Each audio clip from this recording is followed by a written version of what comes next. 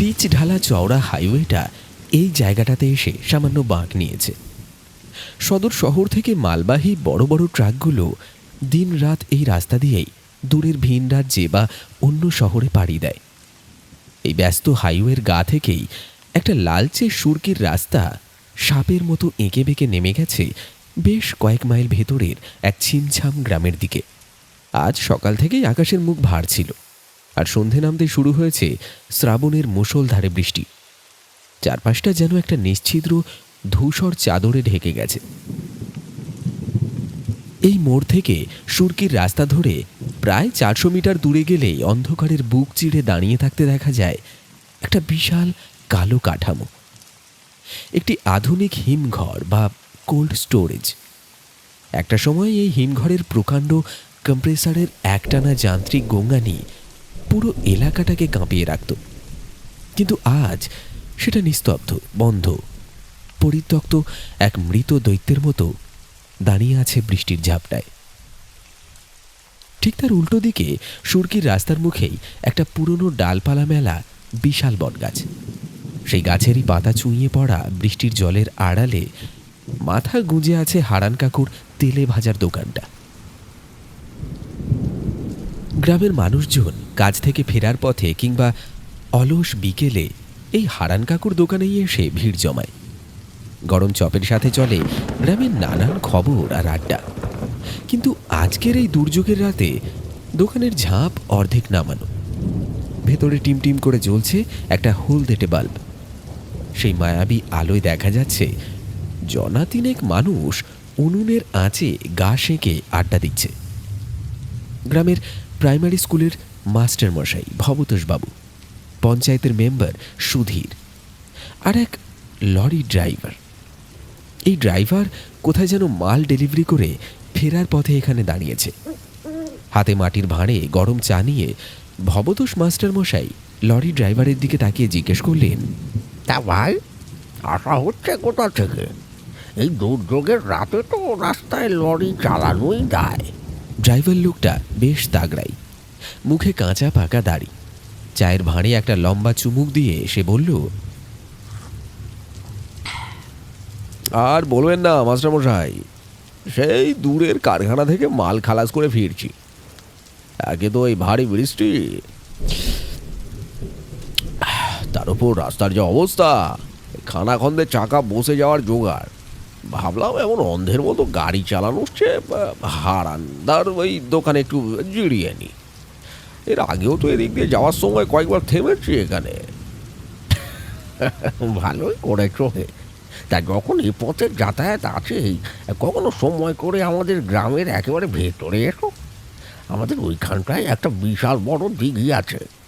যেমন তার টলটলে জল, তেমন বড় বড় সব রুই কাতলা। বছরে একবার টিকিট কেটে ছিপ ফেলার বিরাট প্রতিযোগিতা হয়। আসবে একবার, কেমন? লরির ড্রাইভার একটু হেসে ঘাড় নাড়ল। হ্যাঁ, সময় পেলে নিশ্চয়ই আসবো, কেন আসবো না। কথাটা বলে সে আনমনেই দোকানের বাইরে রাস্তার উপর জমাট অন্ধকারের দিকে তাকালো। বৃষ্টির ছাঁট ভেদ করে আবছা দেখা যাচ্ছে সেই বিশাল বন্ধ হিমঘরটার প্রেত ছায়াকে। হঠাৎ করেই ড্রাইভারের মুখের হাসিটা মিলিয়ে গেল। গলার স্বরটা একটু নিচু করে সে বলল, তবে একটা কথা জানবেন মাস্টারমশাই, আপনাদের এই মোড়ে এসে দাঁড়ালেই না আমার কেমন যেন একটা গা ছমছম করে। কথাটা শুনে দোকানের ভেতরের হাওয়াটা যেন নিমেষে ভারী হয়ে উঠল। বাইরে বৃষ্টির একটানা ঝমঝম শব্দটা হঠাৎ করেই যেন কানে বড্ড বেশি বাজতে শুরু করলো। ড্রাইভার বলে চলল, আরে ওই যে আপনাদের ওই যে হিমঘরটা, ওটা তো এখন বন্ধ হয়ে পড়ে আছে। যাওয়ার পথে খবরের কাগজে ওটা নিয়ে কি সব যেন অদ্ভুত আর খারাপ কথা পড়েছিলাম। আচ্ছা, লোকে যা বলা বলি করে ওসব কি সত্যি নাকি? দোকানে পিন পতন নিস্তব্ধতা। পঞ্চায়েত মেম্বার সুধীরের মুখটা এক লহমায় থমথমে হয়ে গেল। সে আর চোখে একবার মাস্টার মশাইয়ের দিকে তাকাল। ভবতোষ বাবুর চোখেও এক অদ্ভুত অস্বস্তি। কেউ কোনো কথা বলল না। একটা চাপা আতঙ্ক আর দম বন্ধ করা নীরবতা গ্রাস করল ওদের। আর ঠিক সেই মুহূর্তে নিস্তব্ধতা ভেঙে একটা জোর ছ্যাঁক করে শব্দ হলো। হারান কাকু এতক্ষণ চুপচাপ উনুনের ধারে বসে কাজ করছিল। ফুটন্ত গরম তেলের কড়াইয়ে সবেমাত্র কয়েকটা বেসনে ডোবানো আলুর চপ ছেড়েছে সে। তেলের বুদবুদ আর ধোঁয়ার ভেতর থেকে হারান কাকু ঘাড় না ঘুরিয়েই এক অদ্ভুত নিষ্প্রাণ গলায় বলে উঠল, গিলে খেয়েছে বাবা, একটা আস্ত দিঘিকে গিলে খেয়েছে বাবুদের ওই হিমঘর। হারান কাকুর গলাটা যেন খাদের গভীর থেকে উঠে এলো। কড়াইয়ের ফুটন্ত তেলের বুদবুদগুলো তখন অনেকটা শান্ত হয়ে এসেছে। খবরের কাগজের ঠোঙায় গরম চপগুলো তুলে রাখতে রাখতে তিনি শূন্য দৃষ্টিতে তাকালেন বাইরের নিকষ অন্ধকারের দিকে। বৃষ্টির একটানা ঝমঝম শব্দটা যেন তার কথারই আবহ সঙ্গীত হয়ে বাজতে লাগল। আজ যেখানে ওই কংক্রিটের পাহাড় দেখছেন, 3 বছর আগেও ওখানটা অমন নিরেট ছিল না। ওটা ছিল আমাদের জোড়া দিঘি। দিঘি তো নয়, যেন গোটা গ্রামের নারীর টান জড়িয়েছিল ওই টলটলে কালো জলের সাথে। হারান কাকু একটু থামলেন। টিমটিমে হলুদ আলোয় তার বলিরেখা পড়া মুখে পুরনো স্মৃতির ছায়া। গ্রামের বৌঝিদের জল আনা, স্নান করা, বাসন মাজা সবই চলতো ওই দিঘির ঘাটে। দুপুরবেলা কাঠ ফাটা রোদে পুড়ে চাষিরা ওই দিঘির পাড়ের পুরনো বট পাকুড়ের ছায়াতেই গামছা বিছিয়ে জিরোতো। বর্ষার শেষে দিঘির একধারে চলতো পাট পচানোর কাজ। সারা গ্রাম জুড়ে তখন ভাসত একটা ভ্যাপসা সোঁদা গন্ধ। দিঘিটা শুধু জল দিত না, বুঝলে, গ্রামের মানুষের বুকের সব চাপা কষ্টগুলো যেন নিজের বুকে শুষে নিত। শাশুড়ির গঞ্জনা শোনা কোনো নতুন বউ হয়তো দুপুরে জল আনতে গিয়ে ওই দিঘির ঘাটে বসেই ডুকরে ডুকরে কেঁদে নিজের বুক হালকা করত। আবার আবার ওই মহাজনের ঋণের দায়ে জর্জরিত কোনো চাষি রাতের অন্ধকারে ওই নির্জন পাড়ে বসেই দীর্ঘশ্বাস ছাড়ত। ওই জোড়া দিঘি সব শুনত, সব জমিয়ে রাখত নিজের অতল জলের গভীরে। কেউ কোনোদিন খালি হাতে ফেরেনি। দোকানের ভেতরের বাতাস ভারী হয়ে উঠেছে। ভবতোষ মাস্টারমশাই আর সুধীরের দৃষ্টি মাটিতে নিবদ্ধ। লরির ড্রাইভারও চায়ের ভাঁড় হাতে পাথরের মতো বসে শুনছে। কিন্তু ওই যে কথায় বলে না, দিন সব সময় এক যায় না। হারান কাকু উনুনে কয়েকটা টুকরো কয়লা ফেলে দিলেন।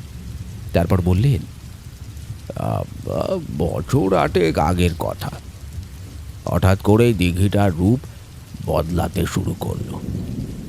জলটা কেমন যেন কালচে আর ভারী হয়ে উঠল। আর তারপরই শুরু হলো সেই অলক্ষণে কাণ্ড। 1 বছরের মধ্যে পরপর 3টে তাজা প্রাণ তলিয়ে গেল ওই দিঘির জলে।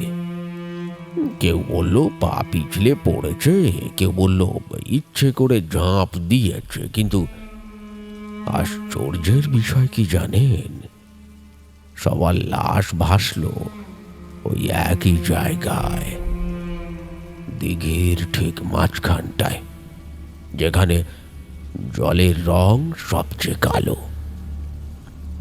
গ্রামের মানুষ মনে মনে তখন ভয়ে বাসা বাঁধিয়ে রেখেছে। তার উপর মাস কয়েকের ব্যবধানে দিঘির পাড়ের 2টো হেলে পড়া খেজুর গাছে গলায় দড়ি দিল আরো 2 জন। একজন ভিন গাঁয়ের লোক, অন্যজন আমাদেরই গ্রামের এক বিধবা। ব্যাস রটে গেল। জোড়া দিঘি অভিশপ্ত হয়ে গেছে। দিঘি নাকি রক্ত চাইছে, মানুষ টানছে। এবার সন্ধে নামলেই ওই দিকটায় একটা থমথমে মরাটে গন্ধ ভেসে বেড়াতো। সূর্য ডোবার পর ও মুখো হওয়া বন্ধ করে দিল সবাই। কথাগুলো বলতে বলতে হারান কাকুর গলাটা ধরে এলো। তিনি আরো বলে চললেন, আর সেই ভয়েরই সুযোগ নিল শহরের এক প্রভাবশালী প্রমোটার। বাবুদের টাকার জোর আর আমাদের গ্রামের মানুষের বুকে ভয়, এই দুটোর কাছে হেরে গেল শতবর্ষের জ্যান্ত জোড়া দিঘি। সামান্য যে কজন প্রতিবাদ করেছিল তাদের গলা টাকার জোরে আর শাসানিতে বুঝিয়ে দেওয়া হলো রাতারাতি। তারপর একদিন রাতের অন্ধকারে শুরু হলো কাজ। হাজার হাজার মালবাহী লরি মাটি এনে ফেলতে লাগলো এই দিঘির বুকে। আমরা দূর থেকে দাঁড়িয়ে দেখেছি আর ডুকরে ডুকরে কেঁদেছি। একটা জ্যান্ত দিঘিকে কিভাবে গলা টিপে মারা হলো। দিঘির তলার বড় বড় রুই, কাতলা, অজস্র শালুক ফুলের ঝাড় আর আমাদের গ্রামের শত বছরের জমে থাকা স্মৃতি সব কিছুকে জ্যান্ত কবর দেওয়া হলো ওই 1000 টন মাটি আর কংক্রিটের নিচে। তার উপরেই বুক ফুলিয়ে মাথা তুলে দাঁড়ালো ওই রাক্ষসে হিমঘর। লরির ড্রাইভার এতক্ষণ একভাবে শুনছিলেন। এবার সে হাতের চায়ের ভাঁড়টা বাঁশের বেঞ্চিতে নামিয়ে রেখে একটু নড়ে চড়ে বসলেন। গলায় একটা স্পষ্ট অবিশ্বাসের সুর টেনে বলল, এমন কথা আমিও যেন কোথায় শুনেছিলাম বটে, কিন্তু হারান্দা, এসব কথার কি কোনো মানে হয় বলুন তো? জোড়া দিঘি অভিশপ্ত ছিল, দিঘি মানুষ টানতো, এসব তো গাঁয়ের মানুষের কুসংস্কার। ড্রাইভার লোকটা পকেট থেকে একটা বিড়ি বের করে ধরালো। তারপর এক মুখ ধোঁয়া ছেড়ে বলল,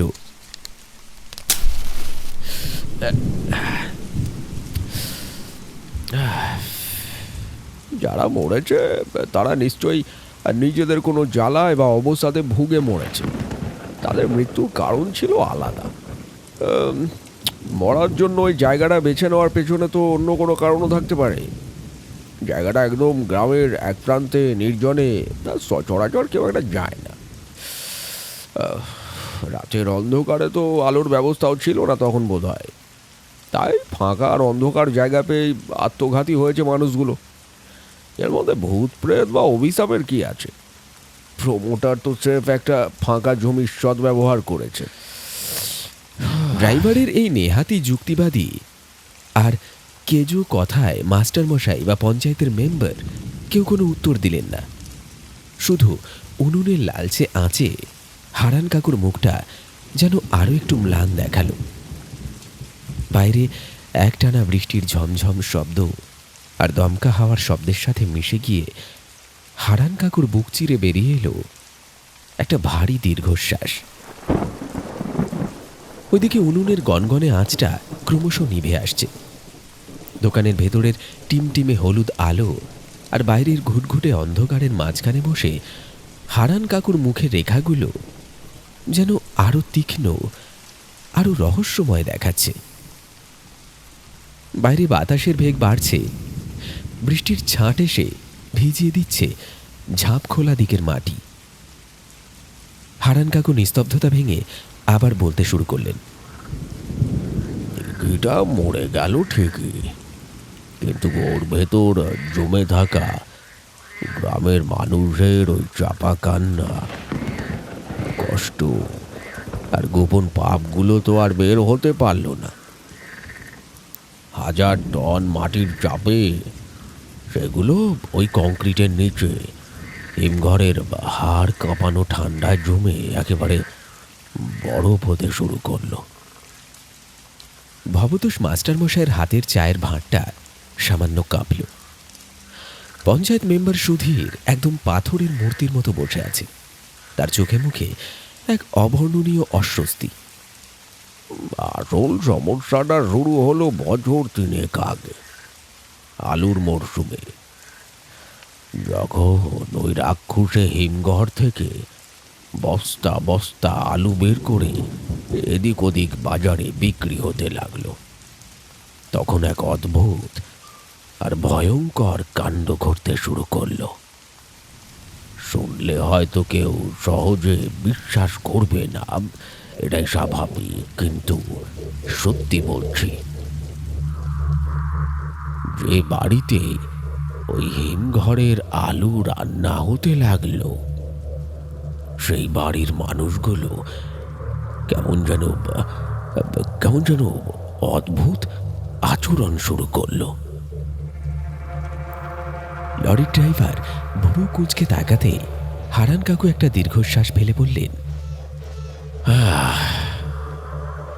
ওই আলু খাওয়ার পর মানুষের অবচেতন মন থেকে নিজেদের ওপর সমস্ত নিয়ন্ত্রণ নিমেষে হারিয়ে যেতে লাগলো।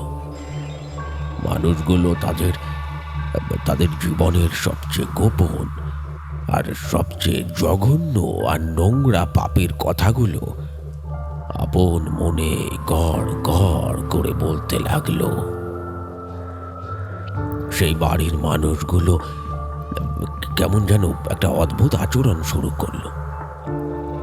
ভাবতে পারো, নিজের আপন ভাই যে সম্পত্তির লোভে বিষ খাইয়ে মারতে চেয়েছিল, সে কথা নিজে মুখেই গড় গড় করে বলে ফেললো খাবার টেবিলে বসে।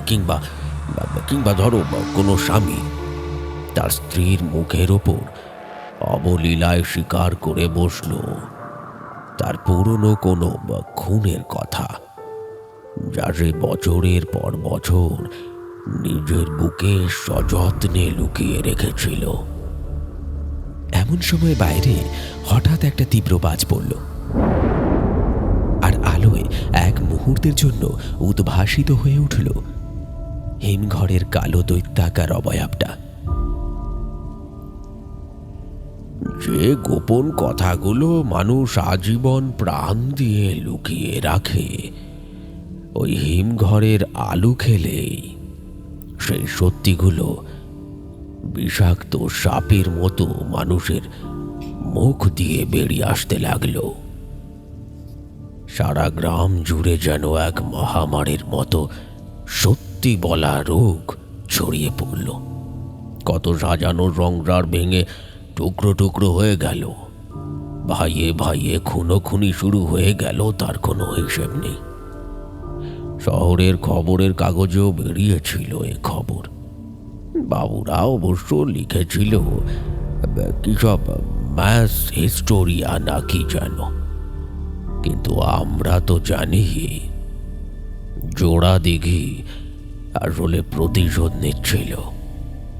নিজের বুকে চাপা পড়ে থাকা কষ্টগুলোর শোধ তুলছিল মানুষের ভেতরে লুকিয়ে রাখা পাপগুলোকে টেনে বের করে।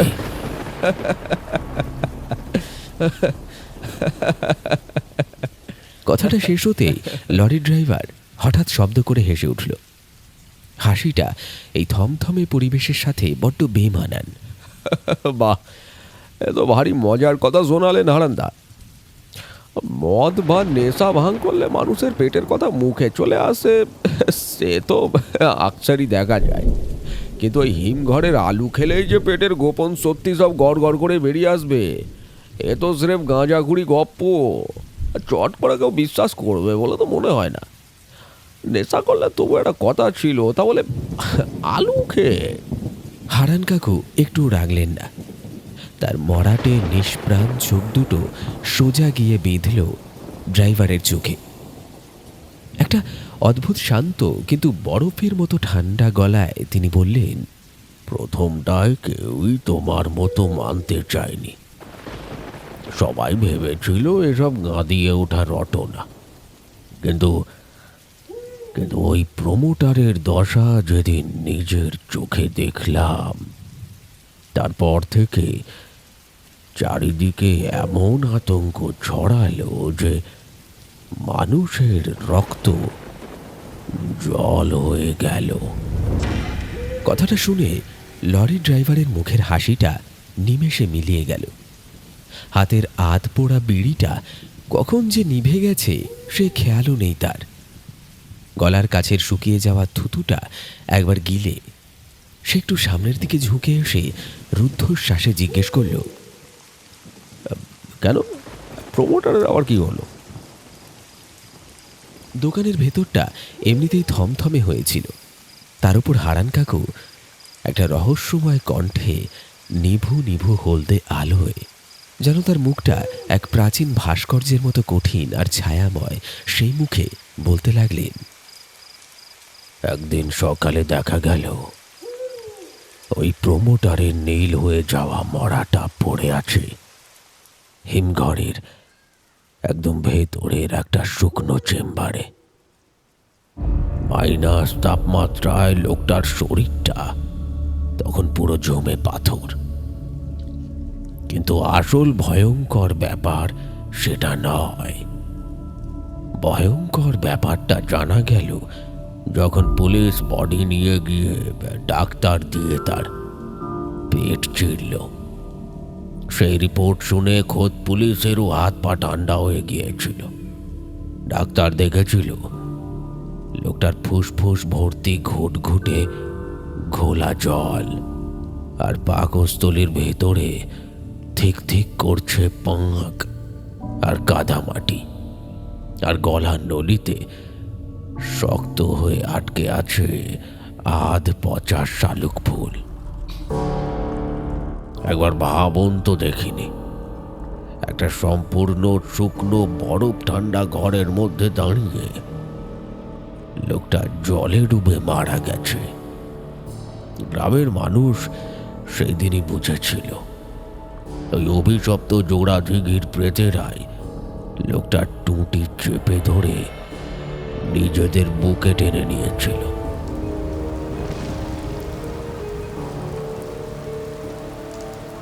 বাইরে তখন বৃষ্টির দাপট আরও বেড়েছে। দমকা হাওয়ায় দোকানের টিনের চালে একটানা ঝমঝম শব্দ হচ্ছে। একটা ভারী দীর্ঘশ্বাস ফেলে হারান কাকু আবার উনুনের দিকে তাকালেন। গলায় একটা প্রচ্ছন্ন ক্ষোভ আর বিতৃষ্ণা ঝরে পড়ল। তবুও কি মানুষের শিক্ষা হয়েছে? এই গ্রামে, এই সমাজে আজও পাপের শেকড় অনেক গভীরে। ভয়ঙ্কর ওই ঘটনার পরেও মানুষের বুক থেকে অন্যের সর্বস্ব লুটে নেওয়ার দুঃসাহসটা পুরোপুরি যায়নি। ক্ষমতা আর টাকার লোভে কিছু মানুষ আজও জোঁকের মতো গরিবের রক্ত চুষে ফুলে ফেঁপে উঠছে। ওই প্রমোটার তো একটা মোড়ক মাত্র। আসল রাক্ষস তো আমাদের আশেপাশেই সাদা পোশাকে ঘুরে বেড়ায়, যারা যারা অন্যের মুখের গ্রাস কেড়ে নিয়ে নিজেদের দালান তোলে, যারা গরিবের কান্নায় নিজেদের উৎসবের বাজনা বাজায়। সমাজটা তো এমনই বাবু, সমাজটা এমনই।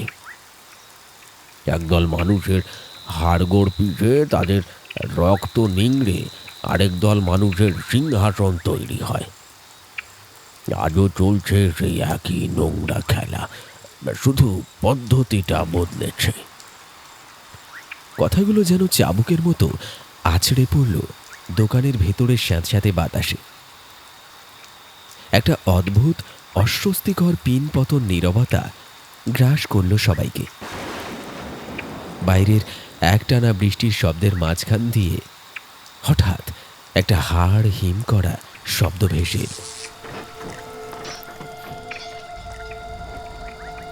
এতদিন বন্ধ পড়ে থাকা সেই বিশাল হিমঘরের ভেতর থেকে একটা চাপা যান্ত্রিক গোঙানি, যেন কোনো এক অতিকায় প্রাচীন জন্তু মাটির তলা থেকে যন্ত্রণায় ফুঁসে কেঁদে উঠছে। পঞ্চায়েতের মেম্বার সুধীর এতক্ষণ চুপচাপ বসে হারান কাকুর দেওয়া একটা গরম আলুর চপ খাচ্ছিলেন। হঠাৎ তার জীবনও থেমে গেল। চোয়াল দুটো যেন আড়ষ্ট হয়ে গেছে।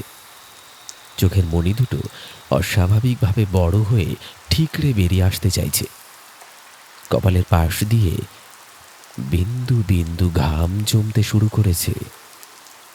এই কনকনে ঠান্ডাতেও হঠাৎ ফ্যাল ফ্যাল করে সামনের শূন্যতার দিকে তাকিয়ে এক গভীর ঘোরের মধ্যে সুধীর বিড় বিড় করে উঠে বললেন,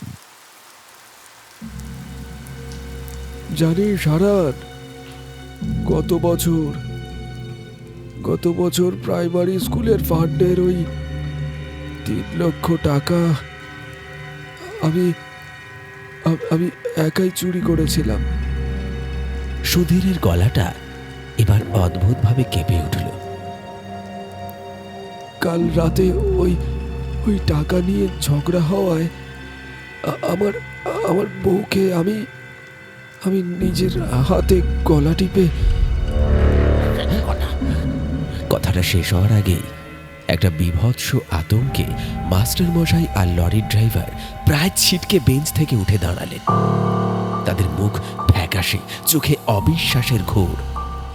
মাস্টার মশাইয়ের হাত থেকে চায়ের ভাঁড়টা পড়ে গিয়ে টুকরো টুকরো হয়ে গেল। কিন্তু হারান কাকুর মধ্যে কোনো ভাবান্তর নেই। তিনি অত্যন্ত শান্ত নির্বিকার ভঙ্গিতে কড়াই থেকে ছাঁকনি দিয়ে আরেকটা ভাজা আলুর চপ তুলে কাগজের ঠোঙায় ভরলেন। তারপর ধীরে ধীরে মুখ তুলে তাকালেন ঘরমাক্ত অবশ হয়ে বসে থাকা পঞ্চায়েত মেম্বারের দিকে। উনুনের শেষ আঁচে হারান কাকুর ঠোঁটের কোণে ফুটে উঠল একটা হিমশীতল পৈশাচিক হাসি। নিস্তব্ধ দম বন্ধ করা পরিবেশে হারান কাকুর গলাটা যেন কোনো এক অন্য জগৎ থেকে ভেসে এলো।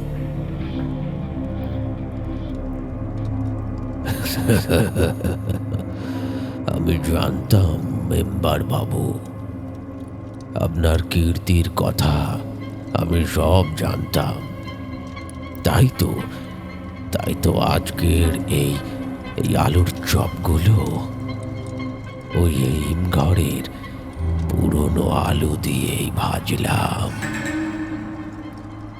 জোড়া দিঘি কাউকে ছাড়ে না মেম্বার বাবু, কাউকে না।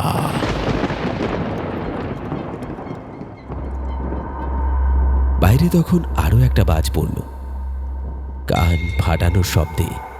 আর সেই আলোয় শেষ বারের মতো জ্বলে উঠল হিমঘরের কালো রাক্ষসে অবয়বটা।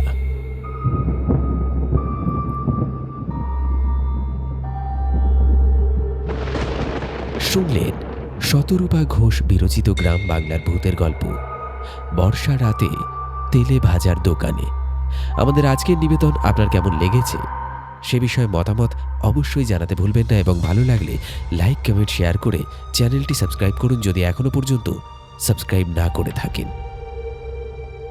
প্রত্যেকবারের মতন আজও গল্পের মধ্যে থেকে থাকছে আপনার জন্য একটি প্রশ্ন। আচ্ছা বলুন তো, আমাদের আজকের এই গল্পে হারান কাকুর তেলে ভাজার দোকানে আজ কে কে উপস্থিত ছিল? খুবই সহজ একটি প্রশ্ন। প্রশ্নের সঠিক উত্তর আপনার সম্পূর্ণ নামের সঙ্গে কমেন্ট বক্সে লিখে জানাতে ভুলবেন না। তাহলে চলুন একবার ঝটপট দেখে নিই আমাদের আগের এপিসোডে কারা কারা সঠিক উত্তর লিখে কমেন্ট করেছিলেন। গত এপিসোডে কমেন্ট করেছিলেন অমিতা, রনি মালিক, সৌরভ মালিক, মধু মালিক, রাহুল মাঝি, জগা মালিক, প্রশান মালিক, পিন্টু পাল, পিন্টু মালিক, লালটু মালিক, মন্টু বাগ, সমর ধারা, মনীষা হালদার, রত্না সরকার, বাবু, পিঙ্কি চক্রবর্তী, দীপক মালাকার, বাপন দাস, সম্পূর্ণা রায়, পাপ্পু, রিজু সিং, সদানন্দ বেরা, হেমন্ত মণ্ডল, সার্থক মণ্ডল, সুষমা মণ্ডল, সানি শেখ, শেখ হাসান, শুভরতী অধিকারী, মোহাম্মদ হাবিব মোল্লা, প্রদীপ মণ্ডল, রাধা রানী বিষ্ণু, সৌমেন দে, সন্তোশ্রী বিশ্বাস রয়, পলাশ, ছন্দা দাস, মোহাম্মদ আফজাল, রূপা মণ্ডল, মোহাম্মদ মসিদুর রহমান, মিঠুন, শঙ্কর মণ্ডল, পূজা মণ্ডল এবং টুম্পা মণ্ডল। প্রত্যেককে অনেক অনেক ধন্যবাদ জানিয়ে শেষ করছি আমাদের আজকের এই এপিসোড। সঙ্গে থাকুন আর শুনতে থাকুন অল ডে সাসপেন্স। আবার হাজির হবে একটা রোমাঞ্চকর গল্প নিয়ে আগামী এপিসোডে। ততক্ষণের জন্য সকলে খুব ভালো থাকবেন, সুস্থ থাকবেন। ধন্যবাদ।